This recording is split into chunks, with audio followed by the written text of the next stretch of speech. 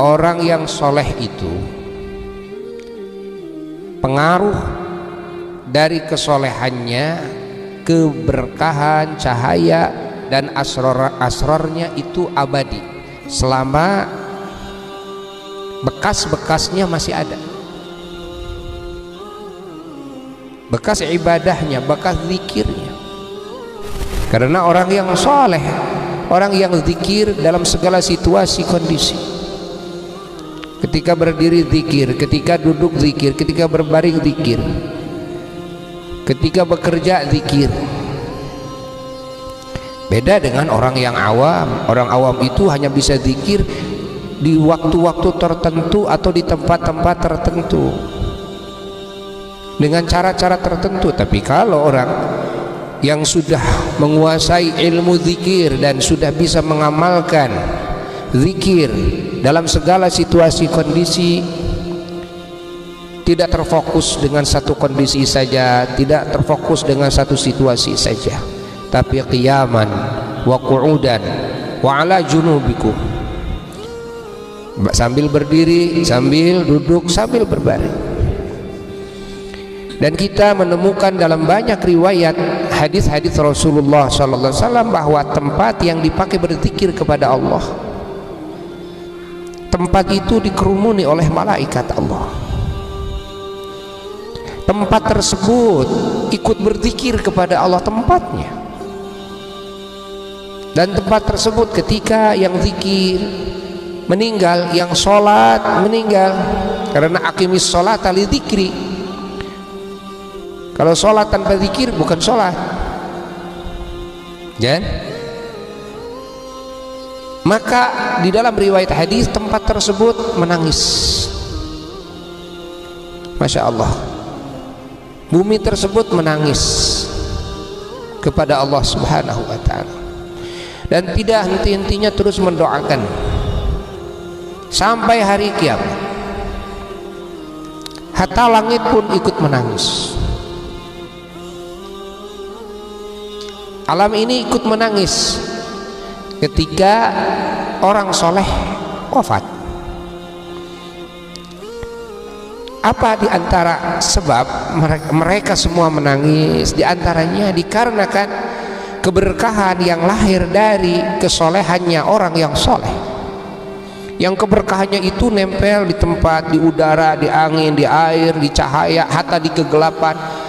Masya Allah, makanan, minuman, pakaian, segalanya penuh dengan keberkahan, sampai tembus ke langit keberkahannya, sampai ke arasnya Allah. Pahami?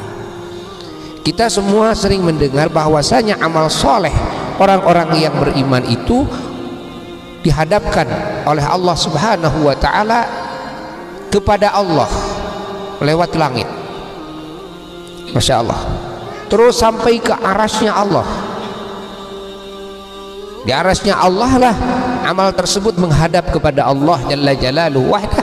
Kalau amal ini amal yang soleh, maka langit semua yang dipakai tempat untuk melewati amal soleh tersebut mendapat keberkahan, sampai arasnya dapat barokah, arasnya dapat barokah, arasnya dapat cahaya, arasnya Masya Allah dapat asrar dari keberkahan asrarnya dan anwarnya amal-amal orang-orang yang soleh.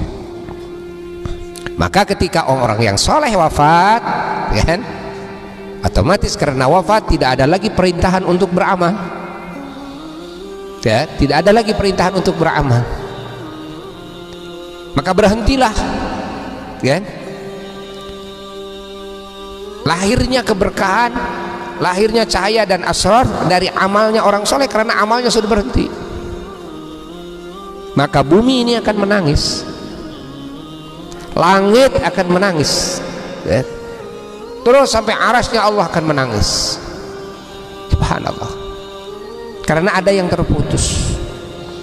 Walaupun keberkahan yang lahir dari kesolehannya orang yang soleh di masa hidupnya itu masih membekas, tapi makhluk Allah ini tahu kepada harganya barokah, kan? Nilainya cahaya dan asrar dari kesolehannya orang soleh, tahu, sehingga akan merasa rugi ketika cahaya tersebut mengurang, akan merasa rugi ketika sir rahasia tersebut mengurang, kan? Walaupun keberkahan yang kemarin-kemarin di masa hidupnya tetap ada melimpah, kan?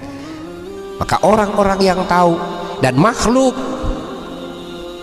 yang dikasih tahu oleh Allah Subhanahu wa ta'ala tentang tingginya nilai keberkahan dari kesolehannya orang-orang yang saleh, tingginya nilai nur, cahaya dan asrar dari kesolehannya orang-orang saleh, mereka akan tetap merasa haus dan mereka akan tetap merasa lapar, mereka akan tetap merasa fakir, merasa kurang terus terhadap keberkahan-keberkahan dan cahaya dan anwar, asrar.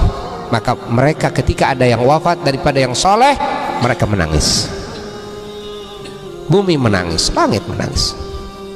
Masya Allah, ini harus difahami oleh kita. Maka bekas-bekas orang soleh usahakan jaga oleh kita dan niatkan oleh kita mengambil barokahnya orang-orang soleh. Ketika kita hadir di rumahnya orang soleh, niat kita mengambil keberkahannya. Masya Allah, orang soleh tersebut yang nempel di rumah tersebut, yang nempel di tempat zikirnya, yang nempel di masjidnya, yang nempel di pakaiannya, yang nempel di benda-bendanya. Masya Allah, lihat di dalam hadis Sahih Muslim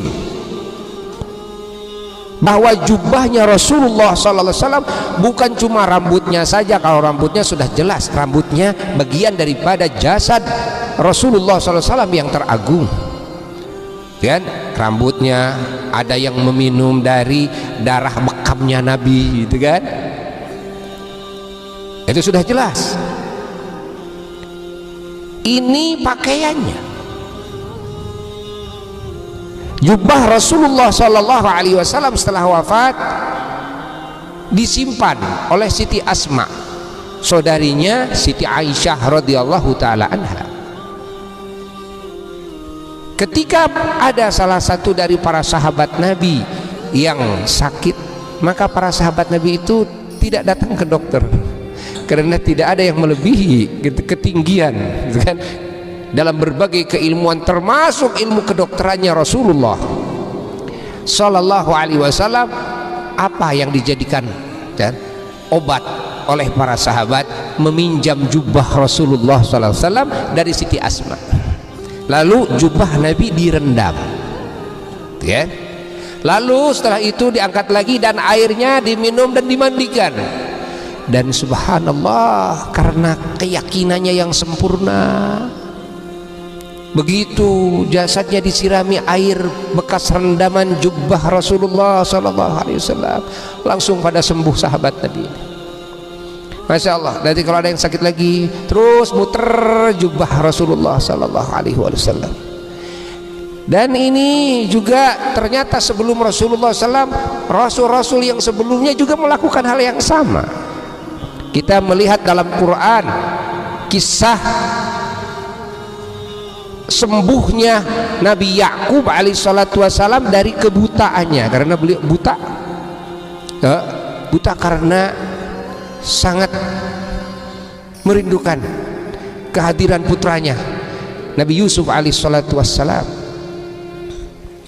Nah, bagaimana cerita kesembuhannya? Kesembuhannya adalah dengan barokah, Masya Allah, pakaiannya Kangjeng Nabi Yusuf alaihissalatu wassalam, gamisnya Kangjeng Nabi Yusuf alaihissalatu wassalam.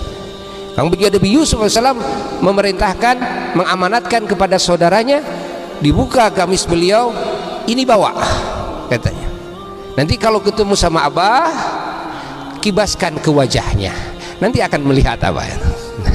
Begitu datang, ini putra-putra Nabi Yakub alaihissalam, saudara-saudara Nabi Yusuf alaihissalam, lalu gamisnya dikibaskan ke wajahnya Nabi Yakub alaihissalam, fartadda basira, langsung melihat saat itu. Subhanallah. Barokah apa? Barokah gamis. Padahal di negerinya Nabi Yakub SAW gamis banyak, gitu kan? Kenapa tidak gamis dari pasar saja? Di sana banyak, gitu kan? Enggak, lain. Ini gamis yang di dalamnya ada keberkahan. Allah. Ya? Walaupun seorang Rasul bisa saja meminta kepada Allah langsung, tapi cara Allah, Masya Allah, memberikan kebaikan, keberkahan seperti cara Allah menjaga hambanya dari kejelekan itu. Cara Allah menjadikan wasilah-wasilahnya, padahal Allah maha mampu tanpa memakai wasilah. Ya, wasilahnya juga ciptaan Allah. Begitulah kehendak Allah, kan? Agar hamba-hambanya ini dalam mengambil segala kebaikan dari Allah bisa dengan dua cara. Satu dengan cara langsung kepada Allah minta, dua dengan cara tawassul, yakni menggarap wasilah, memakai cukang lantaran, gitu kan? Memakai sebab-sebabnya, menggarap sebab-sebabnya. Nah, di antara faktor penyebabnya adalah keberkahannya orang-orang soleh yang nempel, kan? Nempel di pakaian, nempel di tempat, nempel di rumah dan sebagainya. Subhanallah. Maka sah orang-orang yang beriman niat mengambil barokahnya orang-orang soleh dari apa saja bekas-bekas ibadahnya. Sah berdasarkan hadis sahih, ya, maka dan berdasarkan ayat Quran juga.